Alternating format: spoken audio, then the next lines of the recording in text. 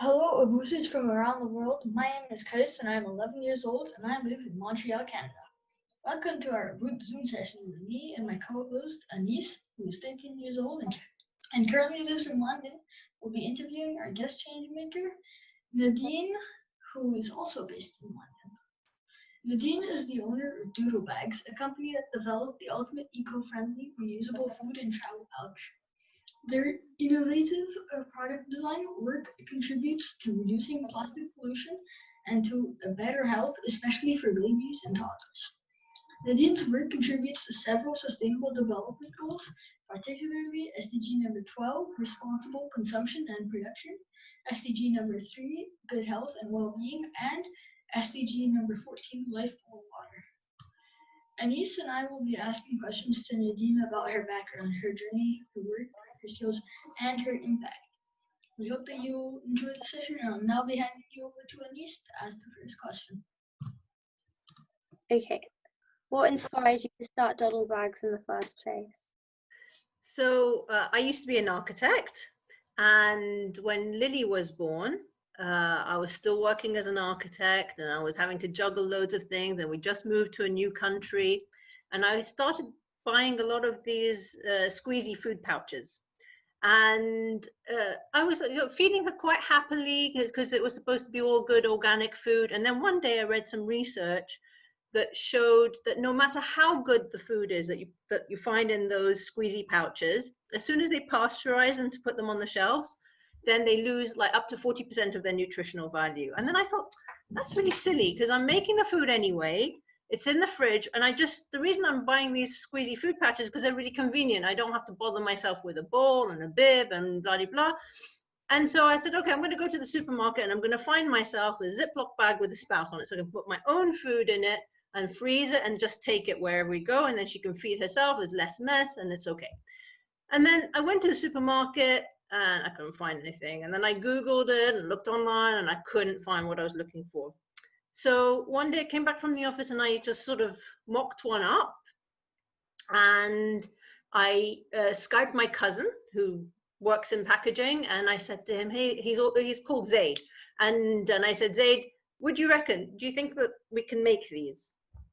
And he looked at me and he said, oh, yeah, it's easy, no problem. Actually, it wasn't easy. It took us 2 years to develop it. And, because I had like really things that in my head that it needed to do. I needed to see if the bag was clean because it needed to be hygienic. I needed to see how much I was feeding the baby. So it needed to be calibrated. I needed to be able to freeze it and to have all sorts of liquids in it. So the zip itself just took us a year to design. So that's, if you think about it, I'm an architect, right? Some buildings take less than that to design and have built. So it was like really focus on detail. So that's really how, that's what inspired me to start DoddleBags. It was a need that I had myself. And then I showed it to lots of people and they all said, oh, wow, I would use that too. I would use that too. So it just encouraged me to start it and do it. Okay. How has DoddleBags improved your community and others around the world? So I'm not sure it's impacted at a community level yet, but like what was really nice, like during lockdown, there was a lot of like frenzy buying and people were buying sort of bulk foods and things like that, and sort of pre-preparing stuff and freezing stuff. And what was really nice is that, sometimes we had like, once I couldn't find any flour on the market except for buying like a massive 16-kilogram bag of flour. So I bought it and we decanted it and we started giving it to our neighbors. So it was a really nice community feeling about that.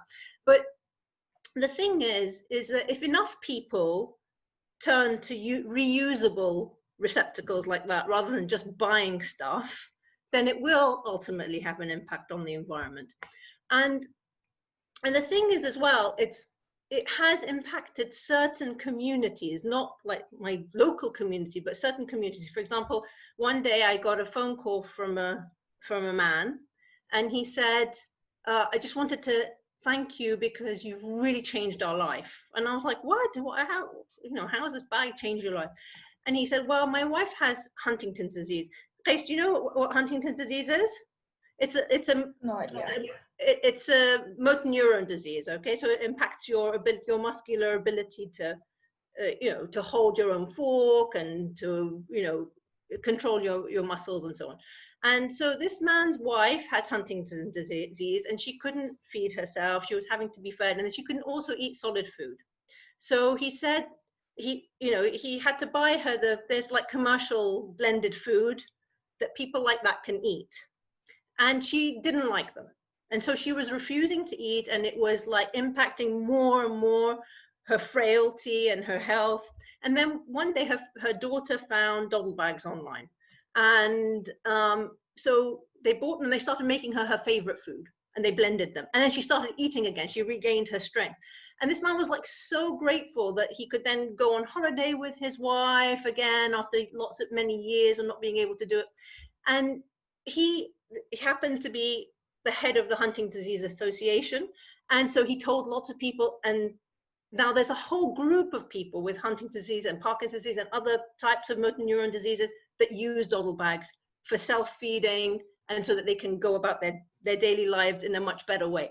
So that was really unexpected, and it was a really nice outcome. And the other thing is that, again, somebody posted on Instagram a picture of a child being tube fed using a pump with DoddleBags on the end of it. And when somebody posts something like that on Instagram, it's a very specific group of people, but it makes you, if they see that it makes your life easier, then they all sort of jump onto that bandwagon, right? So a lot of people started using it for that specific purpose, which is not the purpose that I designed it for, but it's fantastic that it works for that. So all these kids who used to have to be tube fed, which is a real pain for them anyway, and they'd have to be tube fed, sitting without moving. And imagine a toddler not moving, and suddenly they have the food in a toddler bag, it's in a backpack, and they can move around and eat at the same time. It makes a big difference to their lives. Yeah. Okay. Would you say that DoddleBags is only beneficial to certain types of people, or can it help everybody? So when I first designed the DoddleBag, it was for that specific need to feed Lily or small children with nutritious food in an easy way, so that the parents could basically multitask, say, here you go, have this food in the pram or whatever, you feed yourself. I don't need to bother with that. I can write my email instead. but then I realized quite quickly that the waste aspect of it was just as important. There was also a lot of really shocking data that was coming out about these reusable, food pouches that were available, pre-filled with food, and because they're made of foils and so on, they were not recyclable. They were ending up in landfill, and there were like huge quantities of these things ending up in landfill. So when I designed the paintbrush attachment to go onto the bag, the thinking is that not only would it be less messy for the child to use it when they're painting, but also when they finished painting, because kids, they have a concentration span of about 3 minutes, right?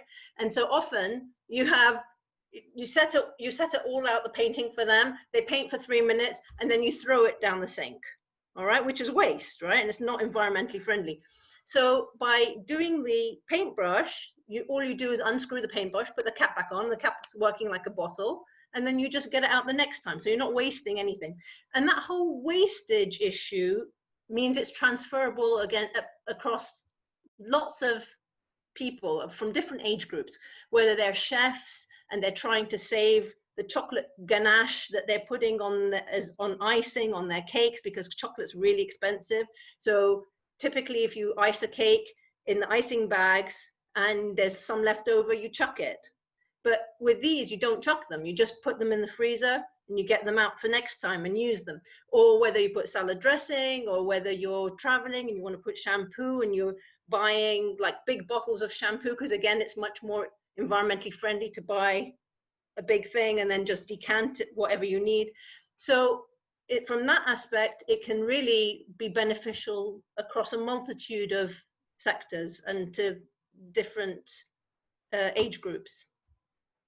Okay, How would you say Lily's life has been different to mine, bearing in mind that she only knows a life with DoddleBags in it and uses it in her everyday life? Okay, well, I think the biggest benefit, so when I was an architect, I was working in an office, right? And I was going in at a certain time and finishing at a certain time. And in terms of being available for my child and being involved in their life, it wasn't so present. So the fact that I can do DoddleBags from a lot of time from home, right? Or to suit myself, sometimes when the kids have gone to bed, or say when Lily's had gone to bed, it's exhausting, but it's also really freeing. And it meant that I could really be there to watch her ballet or whatever. So that's actually quite a critical thing, right? Apart from the fact that DoddleBags themselves have been an ever-present part of her life. So for Lily, for example, she doesn't think you go and buy a smoothie from a shop, right? Why would you buy a smoothie from a shop? You make your smoothie, you put it in a DoddleBag, and you put it in your lunchbox. She wouldn't even think to go to the smoothie section in the supermarket. Or for example, if she's doing a papier-mâché project, why, the only thing she knows is to put the glue on through a DoddleBag and paint it on, because there's no mess, and why would she do it any other way? So I think that's the biggest difference is a psychological impact of me being present in Lily's life. Does that make sense, Anise? Yeah. For the next question, did you ever think that not finding a simple item whilst grocery shopping would not only lead to a change in your career, but also a change in your life and many others? So honestly, when I was working as an architect, I don't think I ever thought about anything that was vaguely entrepreneurial. What I was focused on mainly was taking a really good brief, being empathetic to the end user's needs, and to design to their budget. And whilst all of those things have been like hugely beneficial to the development of DoddleBags, it makes the idea that you have a problem in the world, right? Or you have a simple problem, like the fact that I wanted to get food in for Lily in a nutritious way. If you have the creativity and, more importantly, the support to do it, to change that problem, then you do it, right? Yeah. Okay, and for the last question from me, of the 17 SDGs, which do you think that DoddleBags has impacted the most? So we talked about Lily quite a lot, and it's interesting because Lily's school are very, very, the SDGs are a really key part of their teaching, and they drum the SDGs into kids from a very tiny age. And I'd never heard of the SDGs before Lily came to me and told me about them. I think that if children at that age already know what the issues are, it gives them a real sense of empowerment. So you, Zaid, for example, at a very young age, are very, very aware of the SDGs, and they're always going to be there in the back of your mind, right? Whatever you do. So you're good so whatever you're going to do, you're going to make a really positive change to the world. Yeah, you're going to have a positive impact on it. And so I would say that the three main ones are, as you said, Zaid, right at the beginning, are number 3, which is good health and well-being, right? So being in control of feeding your kids seasonal homemade food, right? 12, which is what was it? Responsible consumption and production. Yes. Is that right? Yeah. So only buy what you need. Reuse, recycle, reduce, and doing all of those things ultimately has an impact on numbers 13, 14, and 15, which is climate action, life below water, and life on land, right? So I think always the small things can have has a domino effect on the larger things. If enough people do it, then it has a big impact. You have any Yep. more questions? No, I've finished all my questions. Okay. How much different do you think that like a doodle bag is like from one of the normal like fruit packs or something like that? So you mean the ones that are pre-filled? Yeah. So as I said, so the DoddleBag, so if you made your own smoothie, okay, so you would know exactly what was in that, right? You would know that if, for example, if you only bought seasonal stuff, you'd know that it was just pure whatever it was. So banana, apples, whatever it is, right? You know that there's no preservatives in it. You know that there's no added sugar. You know that there's, you know, it hasn't been heat pasteurized, so it hasn't lost any of its nutritious benefit. So that's one aspect. The other aspect is when you buy a food pouch from which is pre-filled. Have you ever used another one? Have you ever used it for something else? You have? So you buy a fruit pouch and then you don't just throw it away. You actually reuse it, do you? No, you don't reuse Away, right? stuff. Right. So when you throw it away, that has an impact on the environment, right? So when you have a DoddleBag, you just open it up, you close it up, and you use it multiple times. It's like a water bottle, but it's flexible. Yeah. Okay. Yeah. Why did you think of like stop being in architecture and doing something else like doodle bags? Okay, so when I first designed the DoddleBags, I was still working as an architect. And then I thought, okay, well, I want to see how many other people would find this thing beneficial, right? So I exhibited it at a big trade show in Germany, and it specializes in sort of mother and baby stuff. And we were basically mobbed at that show. We had people from 53 different countries. They came and they're like, oh my God, that's amazing. We've never seen anything. It's so simple, but it could make such a huge difference to people's lives, right? To just the ease to make, you know what doddle means, Zaid? So it's doddle, not I'm doodle, not Zaid, right? first of all, and no. Sorry. You called you Zaid like 3 times now, but it's okay. It's okay. Sorry. Because you know my cousin who I speak to all the time is called Zaid, so I've got Zaid on my head. Sorry, I really apologize. It's okay. So do you know what doddle means, Gijs? No. So in England, when they use the word doddle, means it's easy. Okay, DoddleBags means easy, makes your life easy. That's why we came up with that name. And cool. And so when I saw that there were so many people that wanted to that were interested in DoddleBags, then I basically didn't have the time to be an architect anymore. I had to focus on it. If I was going to do it, I was going to do it. You know, and when you do something, you have to do it sort of fully to make it a success. Yeah, that does make sense. I mean, I don't have any more questions. Okay. So, I guess this means that we're gonna finish it. Okay. Actually, no, I have one more. Do you have any advice for anybody who wants to become an entrepreneur like you, or a change maker? The advice that I have is that you have got to be super flexible. You have got to not have any preconceived ideas of how things will turn out. Yeah, you've just got to go with whatever comes. So for example, I started DoddleBags with feeding children, and now I'm hoping that the primary use for DoddleBags will be for feeding people with motor neuron disease. So you have to basically be able to change whatever you thought was your plan of action, and to go along with it. Yeah. Okay, that makes sense. It's also good to have a lot of people who support you. Yeah. Around you. Yeah.